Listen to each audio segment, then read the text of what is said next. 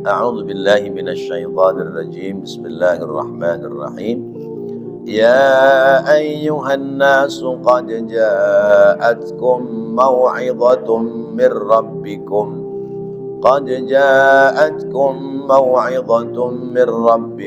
wa shifaa'un lima fis sudur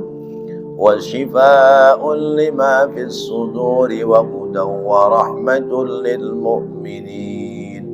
Qul bifadlillahi wa birahmatihi fabidzalika falyafrahu huwa khairum mimma yajma'un.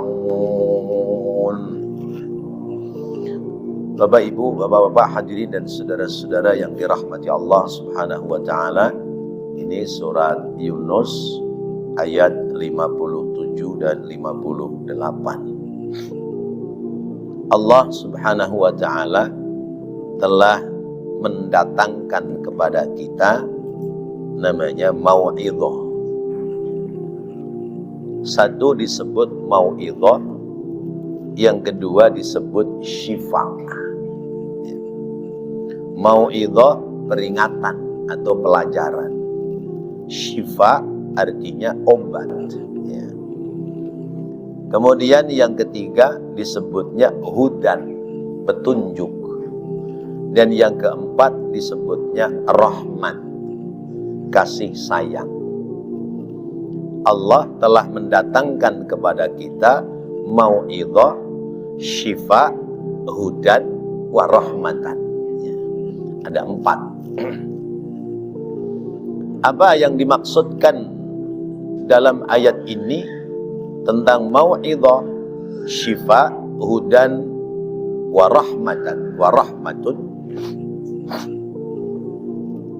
adalah bahwa Allah telah memberikan karunia kepada kita sebagai hambanya bima anzalahu minal Qur'anil azim, yaitu telah diturunkannya oleh Allah, yakni berupa kitab suci Al-Quran.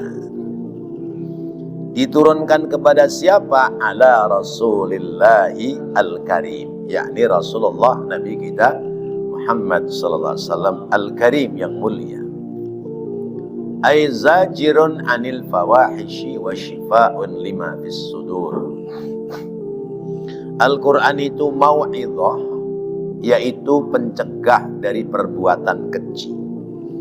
Al-Quran adalah nasihat, mau'izah, pelajaran. Yang pelajaran itu memberikan makna kepada kita zajirun anil fawahish, ya, supaya kita menghindari, mencegah dari perbuatan keji. Itu fungsi Al-Quran. Lalu yang kedua, syifa'un lima fis sudur. Quran itu obat penawar penyakit hati, obat penyembuh penyakit. Penyakit hati itu apa? Penyakit yang ada di dada itu apa? Minasyubahi wasyukuki, yaitu penyakit syubhat, penyakit was-was, wasyukuki, dan penyakit yakni keraguan-raguan. Wa huwa izalatun ma fiha min rijsin wa danasin. Maka Al-Quran itu diturunkan oleh Allah untuk membersihkan penyakit rijis wa danas, penyakit yang muncul dari kotornya hati. Kemudian wa hudan wa rahmatun. Al-Quran sebagai petunjuk dan rahmat.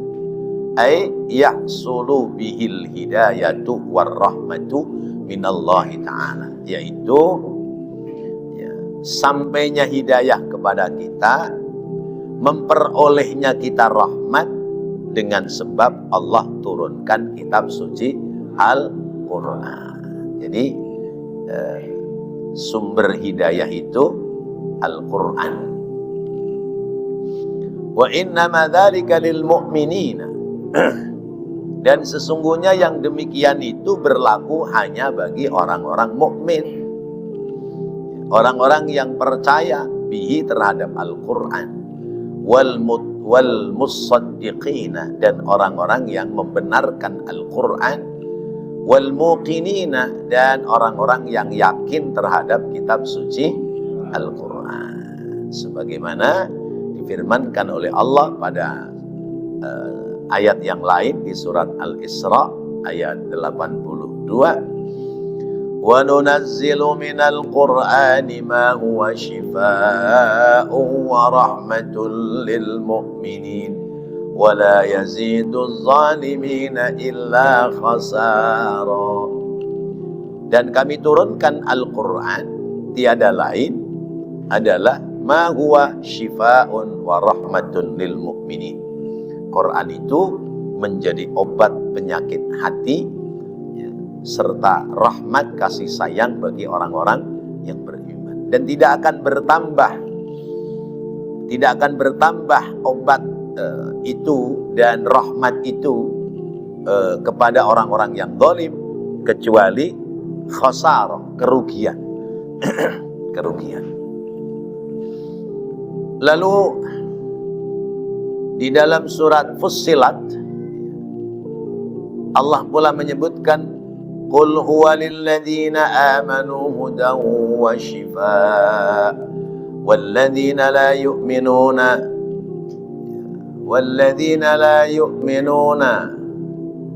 fi adhanihim waqrun wa huwa 'alaihim 'ama ulaika yunadawna min makanin ba'id. Qul, katakanlah wahai Nabi Muhammad sallallahu alaihi wasallam, huwa, dia, yaitu Al-Quran, lilladzina amanu, bagi orang-orang yang beriman. Al-Quran itu hudan wa shifaa'un, menjadi petunjuk dan menjadi obat. Tapi walladzina la yu'minuna, dan Al-Quran terhadap orang-orang yang tidak beriman, fi adhanihim waqrun, di telinga mereka ada sumbatan.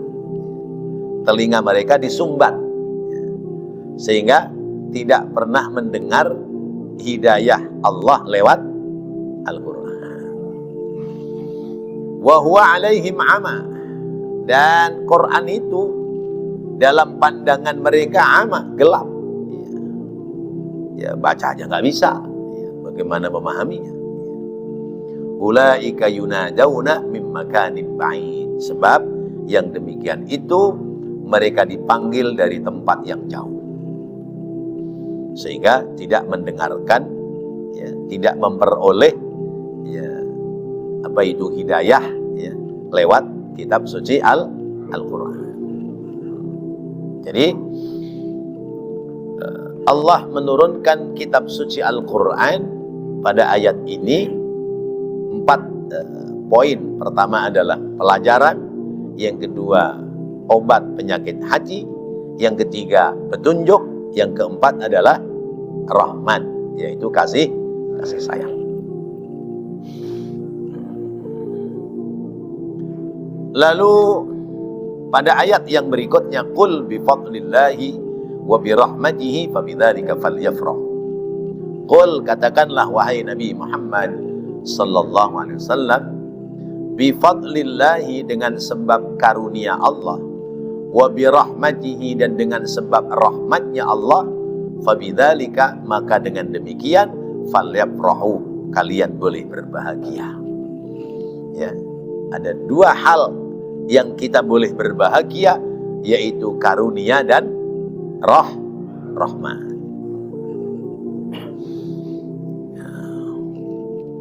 Ay bihadza alladhi ja'ahum minallahi minal huda wa dinil haqq falyafrahu. Maka dengan sebab, ya, telah datang kepada mereka dari Allah berupa hidayah dan agama yang benar, maka kita boleh berbahagia. Fa innahu aula ma yafrahuna bih, karena itu adalah lebih utama, ya, ketika mereka yafrah, ya, berbahagia, senang. Huwa khairum mimma yajma'un. Huwa, dia, kitab suci Al-Quran itu yang menjadi apa tadi, hudan wa dinil haq, ya, khairun lebih baik mimma dari apa-apa yajma'una yang mereka himpun, yaitu keuntungan-keuntungan dunia. Min hitamid dunia berupa kekayaan-kekayaan dunia, wa ma fiha dan apa-apa yang ada dalam kehidupan dunia, minaz zahratil faniyati adzahibati, yaitu tentang perhiasan-perhiasan dunia yang bakal rusak serta bakal binasa. La mahalata, pasti tidak akan tidak. Itu adalah pemaknaan dari dua ayat, yaitu ayat 57 dan 58. Nah, bapak-bapak hadirin dan saudara-saudara, lalu apa kaitannya dengan baginda Rasulullah Sallallahu Alaihi Wasallam? Beberapa ulama memahami bahwa yang dimaksudkan dengan karunia Allah adalah kitab suci Al-Quran. Kita ini dibimbing oleh Allah, dituntun oleh Allah supaya sampai kepada dinul haq, agama yang benar, yaitu lewat kitab suci Al-Quran. Berarti kita hidup kudu nurut sama Al-Quran. Karena itu Al-Quran disebut imamah kita. Imam kita adalah Al-Quran. Kan ikrar kita begitu. Raditu billahi rabba wa bil islami dina wa bi Muhammadin nabiyya wa rasula wa bil Qur'ani imama wa bil Ka'bati qiblatan wa bil mu'minina ikhwana wa tabarra'na min kulli dinin yukhalifu dinal Islam. Tuh, pagi dan sore kita baca tuh 3 kali. Ya, karena itu bentuk ikrar, pengakuan kita. Aku ridho Allah sebagai Tuhanku. Raditu billahi rabba, ya, aku ridho Allah sebagai Tuhanku. Wabil islami dina, aku ridho agama Islam sebagai agamaku. Ya, wabi Muhammadin nabiyya wa rasulah, aku ridho Nabi Muhammad sebagai nabi dan rasulku. Wabil Qur'ani imama, dan aku ridho Al-Quran sebagai imamku. Wabil Ka'bati qiblatan, dan aku ridho, aku senang Ka'bah menjadi kiblatku. Jadi kita tidak menyembah Ka'bah, tapi Ka'bah itu arah kiblat umat Islam. Pemersatu sholat adalah Ka'bah. Wabil Ka'bati qiblatan wabil mu'minina ikhwana. Aku ridha saudara-saudaraku adalah sesama orang-orang mukmin. Maka kita tidak boleh berselisih, tidak boleh saling memaki, tidak boleh saling mencaci, tidak boleh saling menghinakan, karena mereka adalah saudara-saudara kita. Ya, kemudian wabil mu'mina ikhwana wa tabarra'na min kulli dinin yukhalifu dinal Islam. Aku membebaskan diri dari setiap agama yang menyelisihi atas kebenaran ajaran agama Islam. Itu namanya ikrar kita. Allah turunkan kitab suci Al-Quran, yang kita tahu bahwa Al-Quran itu dibawa oleh malaikat Jibril, lalu kemudian dibacakan kepada Rasulullah Nabi kita Muhammad SAW.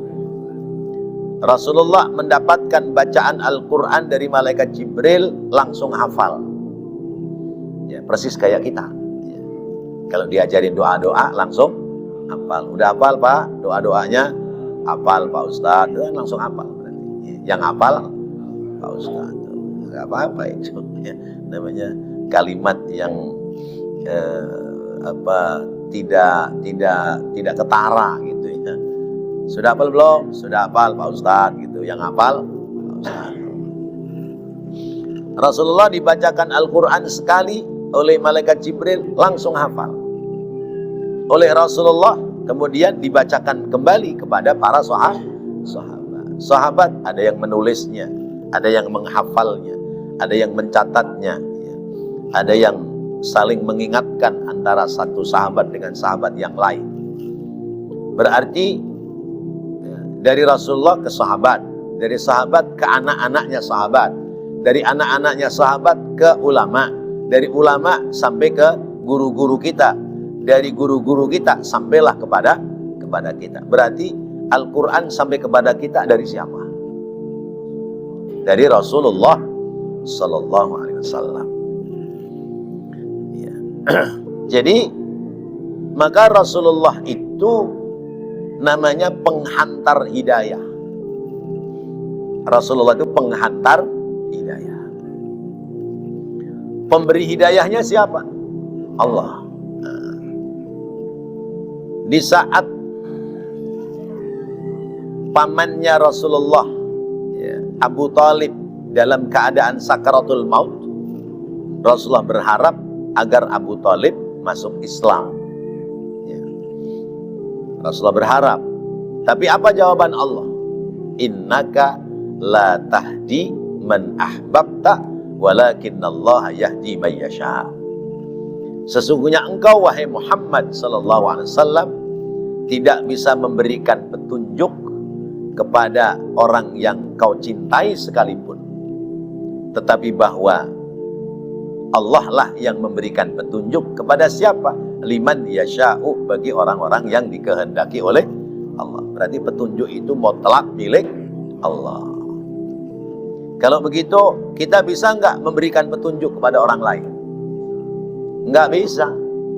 Jangankan kita, Rasulullah saja tidak bisa. Tapi menunjukkan petunjuk bisa. Nah, namanya mengantarkan. Ya. Mengantarkan. Ya. Ya. Ngasih jalan supaya orang itu nggak nyasar. Nah, itu kita bisa. Ya. Tapi orang itu nanti nyasar atau nyampe pada tujuannya, ya tergantung bagaimana Allah nanti menggerakkan dia menjadi dapat hidayah atau tidak. Karena itu di ayat lain Allah menyebutkan wa innaka latahdi ala siratim mustaqim. Dan sesungguhnya engkau wahai Nabi Muhammad SAW benar-benar bisa mengarahkan, membimbing, memberikan jalan kepada jalan yang lurus. Maka hidayahnya Rasulullah namanya sabilul hidayah. Hidayahnya Allah adalah hidayatut taufiq, ya, petunjuk yang sesuai. Kita bisanya mengantarkan, mengajak orang lain berbuat baik, membimbing orang lain berbuat baik. Adapun sesudah itu dia berbuat baik atau tidak bukan lagi urusan kita. Ya. Karena itu Al-Quran surat Yasin mengatakan wa ma alaina illal balaghul mubin. Nggak ada bagi saya bisa memberikan petunjuk dan sebagainya kecuali sekedar menyampaikan aja, menyampaikan. Selebihnya ada dalam kuasa Allah Subhanahu wa taala. Nah, itu hidayah. Itulah karunia yang disiapkan oleh Allah, yaitu kitab suci Al-Quran. Maka alhamdulillah kita bersyukur kepada Allah, kita hidup jauh dari kampung halamannya Rasulullah, tempat turunnya Al-Quran. Kita hidup pula jauh dari zamannya Rasulullah SAW, tapi kita percaya terhadap kitab suci Al-Quran. Itu pertama, itu namanya fadlullah, karunia Allah. Adapun rahmatnya Allah, di beberapa keterangan bahwa rahmat Allah itu adalah diutusnya Rasulullah SAW. Karena yang mengantarkan Al-Quran sampai kepada sahabat, sahabat sampai kepada anak-anaknya sahabat, anak-anaknya sahabat sampai kepada para ulama, sampai kepada kita, itu mula-mula yang menghantarkan adalah Rasulullah SAW.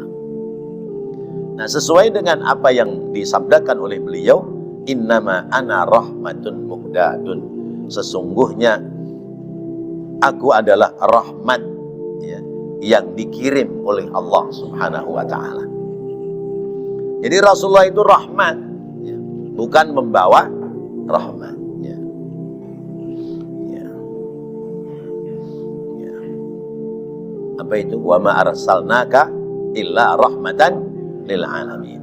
Wa ma arsalnaka illa rahmatan lil alamin. Nanti kita bedah lagi itu ayatnya. Ya. Aku tidak mengutus engkau kecuali adalah menjadi rahmat bagi seluruh alam. Nah, maka ada fadlullah, ada rahmatullah, ada karunia Allah, ada kasih sayang Allah. Rahmatnya Allah lewat Al-Quran, kasih sayang Allah lewat diutusnya Rasulullah Sallallahu Alaihi Wasallam. Nah, kalau itu sudah sampai kepada kita, maka jalan kita latahdi ala siratil mustaqim. Kita akan sampai pada jalan yang lurus. Jalan yang lurus tadi tidak ada asyubhah wasyukuk, nggak ada keraguan-raguan, nggak ada kebingungan, nggak ada ketakutan, khawatir, salah dan sebagainya. Kenapa? Karena sudah melangkah menuju jalan yang lurus. Kalau kita sudah kasih unjuk, ya, musola at-taqwa itu sebelah mana? Tuh di situ, ya, tengah-tengah. Bisa dari arah selatan, bisa dari arah utara, arah barat sama arah timur belum bisa. Insya Allah nanti arah timur kapan waktu akan bisa. Nah, jalan kita, karena penunjuk arahnya benar, maka jalan kita sampai ke musola at-taqwa. Nah, fabidzalika falyafrahu, maka kita boleh gembira, senang, ya. Karena kita beragama Islam, tuntunannya kitab suci Al-Quran, contoh keteladanannya adalah Rasulullah Sallallahu Alaihi Wasallam. Sayyidatina Aisyah radhiyallahu anha menyebutnya khulquhu Al-Quran, akhlaknya Rasulullah seluruhnya adalah Al-Quran.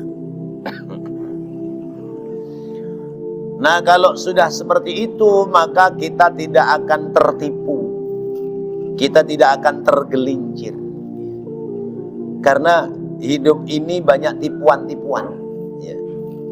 Apa kata Allah? Wa mal hayatud dunya illa mata'ul ghurur. Ya, kehidupan dunia itu tidak lain kecuali adalah kesenangan yang menipu.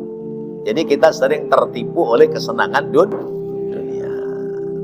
Tadi itu, huwa khairun mimma yajma'un, ya, itu lebih baik daripada apa yang mereka kumpulkan, yaitu hitamud dunya wa ma fiha min az-zahratil faniyah adz-dzahibah, yaitu kekayaan dunia serta perhiasan-perhiasan dunia yang fana, yang rusak dan akan musnah.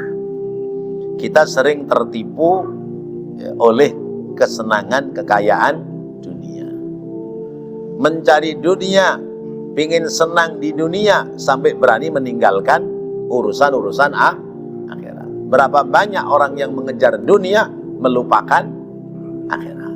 Berapa banyak yang begitu? Ya, wayahnya sholat, ya, dia tinggalkan sholat, mengejar dunia. Wayahnya ngaji, dia tinggalkan ngaji, mengejar dunia. Berapa banyak? Maka Allah menyebutnya al-ghurur. Al-ghurur itu tertipu oleh hingar-bingarnya dunia, tertipu oleh gemerlapnya dunia. Ngaji mah bisa besok-besok lagi. Sekarang kesempatan ada teman ngajak ke night club, diskotik, ya. Jalan dah tuh, ya. Berangkat ke sono, tempat itu yang kerlap-kerlip, yang musiknya kejas, kejus. Itu tertipu dia. Namanya ghurur. Tapi ada dalam Al-Quran bahasanya gharur, bukan ghurur. Ya. Ada di dalam surat Luqman ayat 33, juga ada dalam surat Fatir ayat kelima. Itu akhir ayatnya sama. Dalam surat Fatir Allah sebutkan, ya ayyuhan nasu inna wa'dallahi haqqun fala taghurrannakumul hayatad dunya wa yaghurrannakum billahil gharur. Hai sekalian umat manusia, sesungguhnya janji Allah itu nyata. Karena itu janganlah kalian sekali-kali tertipu oleh kesenangan dunia, ya, dan jangan pula kalian tertipu di sisi Allah dengan tipuan kerugian akhirat. Namanya gharur, itu tipuan kerugian akhirat. Siapa yang nipu? Setan. Berapa banyak orang yang sudah tertipu oleh setan? Bagaimana nggak tertipu oleh setan? Ya. Ya. Setan mengatakan begini, ad-dunya naqdun wal akhiratu nasi'atun. Ya. Dunia itu kontan, sementara akhirat itu hutang. Ya. Dunia kontan, akhirat dihutang. Ya. Pahala dunia kontan, pahala akhirat tempo. Nah, kontan sama tempo bagusan mana? Ayo, bingung kan jawabnya kan? Hah? Kontan sama tempo bagusan mana? Hah? Bagusan tempo. Masa diutang bagus? An-naqdu khairun minan nasi'ah. Kata kalimat itu, ya. Kontan lebih baik daripada dihutang. Dunia kontan, akhirat hutang. Kalau begitu, ad-dunya khairun minal akhirah. Nah, dunia lebih baik dari akhirat. Bener apa enggak? Ayo. Bingung kan? Iya. Dunia kontan, akhirat hutang. Ya, kontan lebih baik daripada ngutang. Ya, dunia dihutang, dunia dikontan, akhirat dihutang. Kalau begitu berarti dunia lebih baik daripada akhirat. Itu kata siapa? Kata setan. Maka orang ngejar dunia nih, cari untung dunia. Dunia dikejar, akhiratnya ketinggalan. Itu namanya gharur, tertipu. Banyak nggak yang pada ketipu? Iya, ninggalin ibadah, ninggalin sholat, ninggalin ngaji, ninggalin kebaikan, ya. Hanya ngurusin kesenangan gharur. Itu contoh, ya. Itu namanya qiyasu iblis, ya. Ya. Cara iblis mengarahkan otak kita, jalan pikiran kita supaya memenangkan dunia, mengalahkan akhirat. Itu iblis caranya begitu.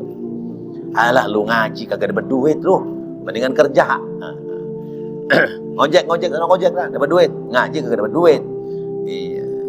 Bini anak perut lapar, ngojek karuan dapat duit buat beli makanan. Setan itu. Itu kalau kita jalan ninggalin ngaji berarti tertipu. Namanya maghrur. Ya, tertipu gak? Iya. Ngaji apa nonton bola? Ayo. Ayo. Ngaji apa nonton bola? Wayahnya sama. Tertipu sampean. Ya. Nonton bola ninggalin ngaji, tertipu. Ya. Ayo. Ngaji apa tahlilan? Ayo. Ayo. Ngaji apa tahlilan? Tahlilan dapat berkat, kontan. Ngaji nggak dapat apa-apa, diutang besok di akhirat. Ayo, ngaji apa tahlilan? Tahlilan, tertipu sampean.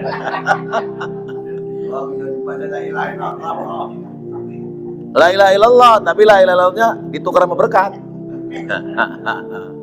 Orang la ilaha illallah makanannya keluar matanya pelolor-pelolor. La ilaha illallah. Bagaimana? Ya Allah. Mana buktinya? Buktinya undangan tahlilan.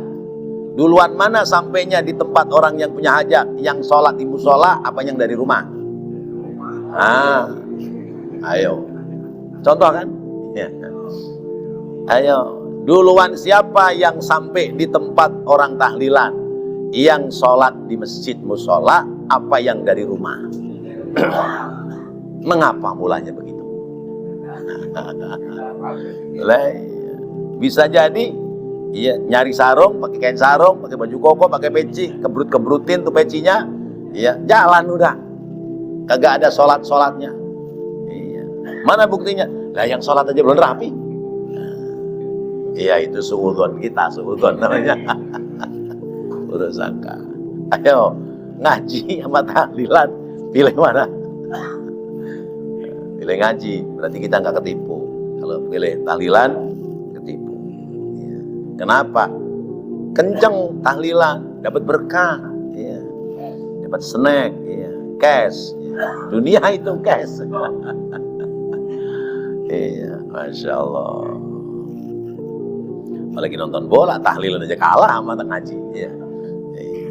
Nah itu, berarti kita kalau seperti itu kita maghrur, orang-orang yang tertipu. Ada lagi nih bahasa iblis. Ladzatud dunya yaqin, wa ladzatul akhirah syak. Ya. Kelezatan dunia yakin, sementara lezatnya akhirat ragu. Ya. Lezat dunia yakin apa enggak? Yakin kan? Punya duit 5 juta buat keliling-keliling di mall, makan enak-enak, lezat apa enggak? Lezat, yakin enggak? Itu dunia. Ya. Lezatnya akhirat, pahala akhirat, surga, ragu. Kalau begitu, pilih yang yakin apa yang ragu? Pilih yang yakin, setan itu. Iya. Itu namanya qiyasu iblis. Ya. Cara mengarahkan otak, ya, cara membawa otak kita, iblis cara membawanya begitu. Iya. Lu menang lotre 5 juta, udah buat jalan-jalannya makan. Daripada ya nyumpel aja di musola takwa, makan-makan dah. Nah, itu namanya ladzatud dunya yaqin wa ladzatul akhirah syak. Ya. Lezatnya dunia yakin, lezatnya akhirat ragu. Liman bagi siapa? Siapa yang ragu sama lezatnya akhirat? Liman la yu'minu billahi wal yaumil akhir. Orang yang tidak percaya kepada Allah, tidak percaya kepada hari akhirat. Tapi bagi orang mukmin yang percaya kepada Allah, lezatnya akhirat yakin apa enggak? Yakin. Kalau begitu pilih mana? Lezat dunia apa lezat akhirat? Nah, pengennya dua-duanya. Masya Allah. Nah, kita mengerti seperti ini itu karena sebab Allah mengirimkan rahmat, yaitu baginda Nabi kita Muhammad sallallahu alaihi wasallam. Maka ada karunia Allah lewat kitab suci Al-Quran, ada rahmatnya Allah, contoh keteladanan yang diantarkan oleh Allah, yaitu baginda Rasulullah Nabi kita Muhammad sallallahu alaihi wasallam. Maka ya ayatnya bahwa sesungguhnya dalam diri Rasulullah itu terdapat suri teladan. Ya, apa namanya? Uswatun hasanah. Nanti kita bedah lagi itu ayatnya. Ya, insyaallah ini kita dalam 4 minggu selama bulan Rabiul Awal kita akan bahas ya, ayat-ayat yang berkaitan dengan Rasulullah sallallahu alaihi wasallam supaya kita kenal dengan Rasulullah. Sesudah kenal dengan Rasulullah kita cinta kepada Rasulullah. Sesudah kita cinta kepada Rasulullah, nggak ada ragu-ragu kita mengikuti Rasulullah SAW. Kalau sudah nggak ragu, kita diakui menjadi umatnya Rasulullah, ya, orang yang dicintai oleh Rasulullah. Besok surganya akan tetanggaan sama Rasulullah SAW. Insya Allah. Ingat bahwa kesenangan dunia itu adalah tipuan. Maka jangan suka tertipu dengan kesenangan dunia. Wallahu a'lam bishawab. Mudah-mudahan ini menjadi tambahan pengetahuan buat kita, menjadi penghantar kita untuk lebih mencintai Rasulullah sallallahu alaihi wasallam. Amin ya rabbal alamin. Rabbana taqabbal minna innaka antas samiul alim wa tub alaina innaka antat tawwabur rahim. Rabbighfir warham wa anta khairur rahimin.